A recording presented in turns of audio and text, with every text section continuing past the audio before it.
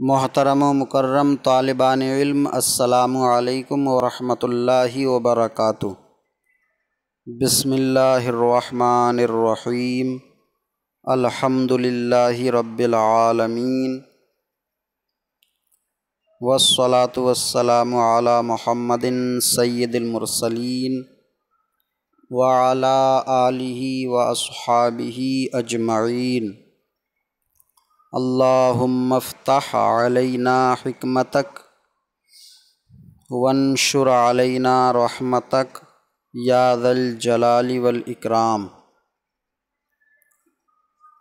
محترم ناظرین، اس کتاب تسہیل المصادر میں آج ہمارا سبق ماضی تمنائی سے متعلق سوالات ہے۔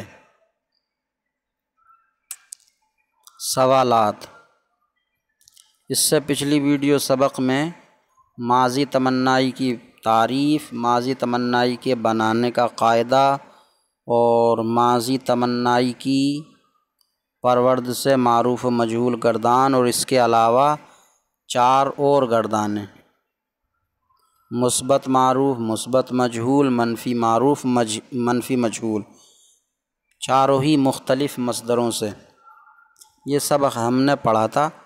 آج ماضی تمنائی سے متعلق سوالات حل کریں گے اور مصادر کے معنی بھی پڑھیں گے انشاءاللہ تعالی۔ تو سوال نمبر 1، ماضی تمنائی کس طرح بنائی جاتی ہے؟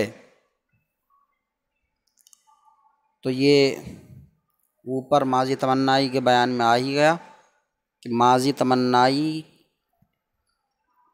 ماضی مطلق کے آخر میں یا مجہول زیادہ کر کے ماضی تمنائی بناتے ہیں۔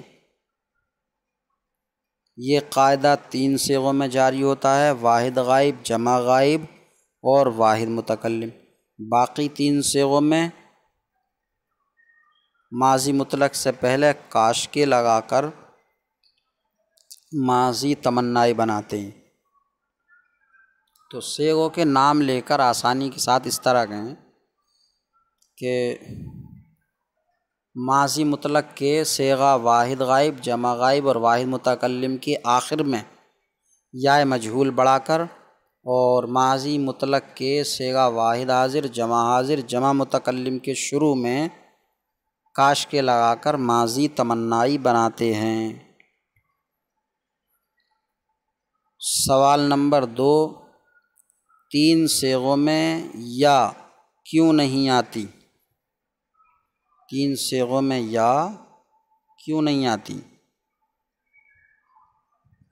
تو اس کتاب میں لکھا ہے کہ باقی صیغوں میں یا مجہول ادا کرنا دشوار ہے، دشوار اس لیے یا نہیں لاتے۔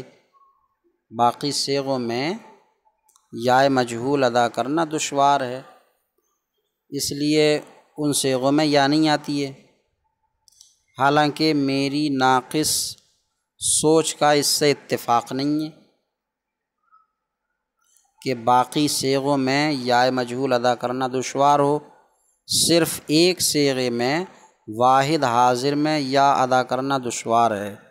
یہ بات صحیح ہے کہ ایک صیغے میں واحد حاضر میں یا ادا کرنا دشوار ہے۔ پروردی یا بھی ساکن ہے، پروردی کی، اور یہ یا مجہول بھی ساکن آ جائے گی، تو یہاں تو ادا نہیں ہو سکتی یا، لیکن پروردید یہاں ادا ہو سکتی ہے، پروردیدے ہو جائے گا، پروردیدے۔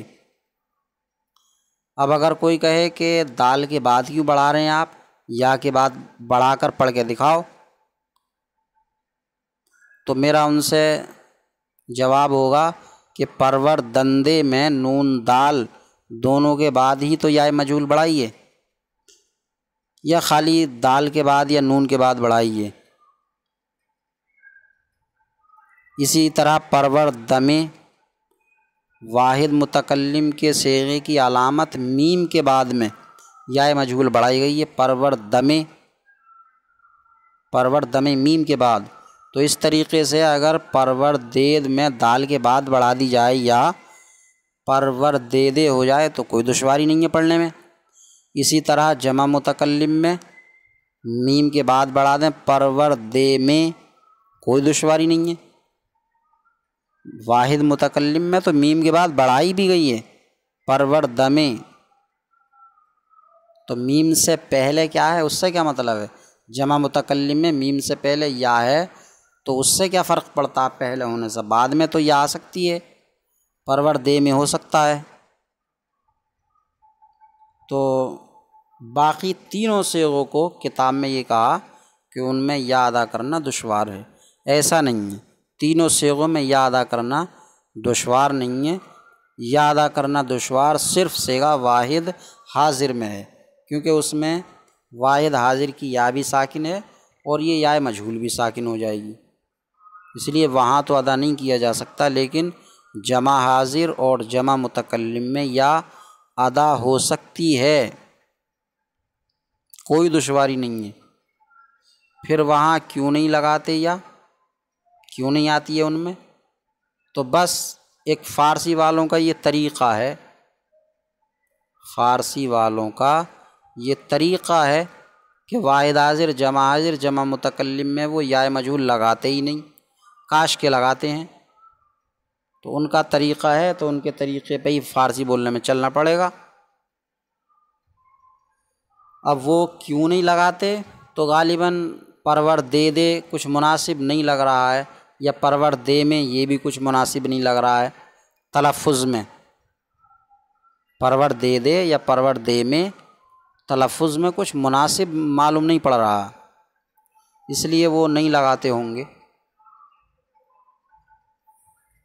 تو تین صیغوں میں یا کیوں نہیں آتی؟ جواب کیا ہوگا کہ اس کا سیدھا جواب یہ ہوگا کہ اہل فارسی زبان والے ان تین صیغوں میں یا لاتے ہی نہیں ہیں، بولتے ہی نہیں ہیں، اس لیے یا نہیں آتی ہے۔ اور اگر دشواری والی بات کہنی ہے تو پھر اس طرح کہا جائے گا کہ باقی صیغوں میں سے واحد حاضر صیغے میں یا ادا کرنا دشوار ہے، باقی دو صیغے رہے جمع حاضر جمع متکلم، تو ان میں یا مجہول اگر لائیں تو مناسب معلوم نہیں ہوگا، تلفظ میں اچھا محسوس نہیں ہوگا، اس لیے یا نہیں آتی۔ سوال نمبر 3، آورد سے ماضی تمنائی معروف کی گردان کرو۔ آورد سے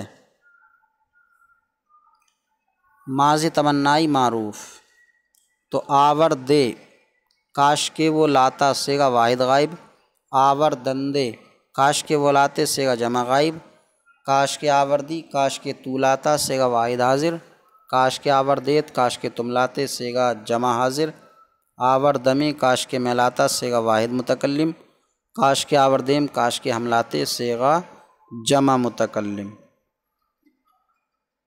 سوال نمبر 4، بخشیدہ شدہ میں کیا صیغہ ہے؟ ما معنی بتاؤ۔ بخشیدہ شدہ میں، شد میں مت پڑھنا، شدہ میں، کیونکہ بخشیدہ شدم ہے، شدم دال پر فتحہ، اب میم کے بعد یا مجہول آ گئی ہے تو دال پہ جو حرکت ہے وہ تو رہے گی، وہ کیوں ختم ہو جائے گی؟ تو بخشیدہ شدہ میں کاش کے میں بخشا جاتا، معنی تو اس کا یہ ہوا کاش کے میں بخشا جاتا، اور صیغہ کون سا ہے؟ تو صیغہ واحد متکلم کا ہے، کیونکہ اس میں میم ہے۔ اب صیغوں کے سوالات تو یہاں آ کے ختم ہی ہو جانے چاہیے تھے، بہت ٹائم ہو گیا کہ کون سا صیغہ ہے کون سا صیغہ کرتے کرتے، یہ تو 1-2 سبق تک اس کی مشق ہو جا بس۔ جیسے جو مصدر صیغوں کی علامتیں پڑھائی گئی ہیں، اس کے بعد میں علامتوں سے صیغوں سے متعلق سوال ہو جا، اس کے بعد میں ماضی مطلق قریب، بس اس سے آگے صیغے سے متعلق سوال نہ ہوں تو بہتر ہے، کیونکہ ہر گردان کے ساتھ صیغہ تو رٹایا ہی جا رہا، تو صیغہ تو کوئی مسئلہ ہی نہیں رہ گیا۔ آپ تو بخشیدہ شدہ میں کیا صیغہ ہے؟ ما معنی بتاؤ۔ واحد متکلم کا صیغہ ہے، معنی ہے کاش کے میں بخشا جاتا۔ سوال نمبر 5، کیا اچھا ہوتا کہ تم پڑھتے، کیا اچھا ہوتا کہ تم پڑھتے۔ یہ کیا اچھا ہوتا بھی ماضی تمنائی میں ہی آتا ہے، یہ یوں کہہ لیں کہ ماضی تمنائی کا دوسرا ترجمہ ہے۔ پروردے کاش کہ وہ پالتا، اور اس کا ترجمہ یہ بھی کیا جا سکتا کیا اچھا ہوتا کہ وہ پالتا، کیا اچھا ہوتا کہ وہ پالتا۔ تو کیا اچھا ہوتا کہ تم پڑھتے، تو کاش کے خواندید، کاش کہ تم پڑھتے یا کیا اچھا ہوتا کہ تم پڑھتے۔ کاش کے پسندیدہ شدی کیا صیغہ ہے، واحد حاضر کا صیغہ ہے۔ کاش کے پسندیدہ شدی، واحد حاضر کی علامت یا ہے اس میں، واحد حاضر کا صیغہ۔ کیا اچھا ہوتا کہ وہ تعریف کیے جاتے، فارسی بناؤ، کیا اچھا ہوتا کہ وہ تعریف کیے جاتے۔ یہ ماضی تمنائی مثبت مجہول ہو گیا، تعریف کرنا ہے ستودن، کیا اچھا ہوتا کہ وہ تعریف کیا جاتے، سے کا جمع غائب ہے، تو ستودا شدندے، ستودا شدندے۔ ماضی احتمالی اور تمنائی میں کیا فرق ہے، تو ماضی احتمالی اور تمنائی میں تعریفوں میں ہی فرق ہے۔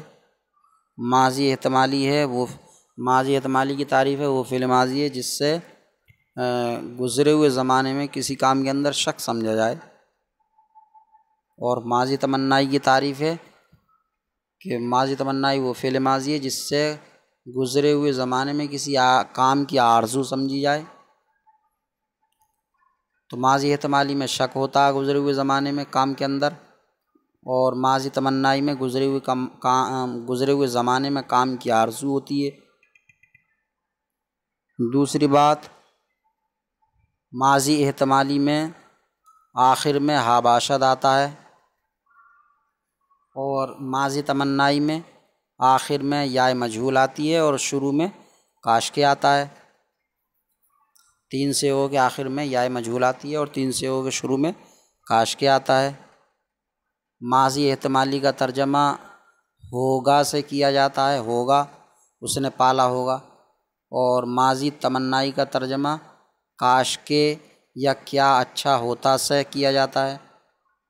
تو یہ تین فرق ہیں، تعریف میں فرق ہے، فارسی لفظوں میں فرق ہے، اور اردو ترجمے میں فرق ہے۔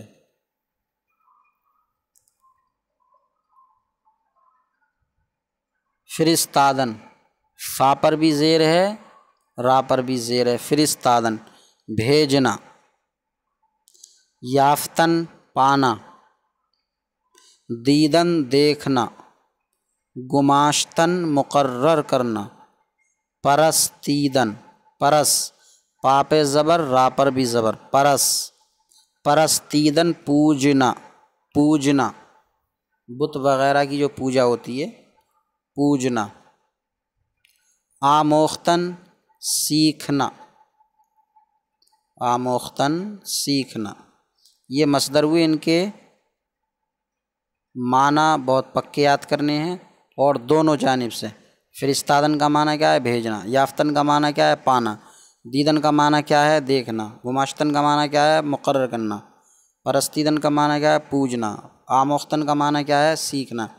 ادھر سے بھیجنا کی فارسی کیا آتی ہے، فرستادن۔ پانا یافتن، دیکھنا دیدن، مقرر کرنا گماشتن، پوجنا پرستیدن، سیکھنا آموختن۔ پھر ان مصدروں سے ماضی تمنائی کی معروف، مجہول، مثبت، منفی کی گردانیں۔ یہ گردانیں جو ہے مشق کے لیے گردانیں بھی ضروری ہیں الگ الگ مصدروں سے۔ تو یہ جتنے بھی مصدر آئے ان میں سے کم 4 سے تو معروف، مجہول، مثبت، منفی کی گردانیں اور ہو ہی جائیں ماضی تمنائی کی۔ تو یہ ہوا آج کا ہمارا سبق، جس میں ماضی تمنائی سے متعلق سوالات حل کیے گئے، اور کچھ مصادر کے معنی، اللہ تعالیٰ سے دعا ہے کہ سبق یاد کرنے کی توفیق عطا فرمائے۔ السلام علیکم ورحمۃ اللہ وبرکاتہ۔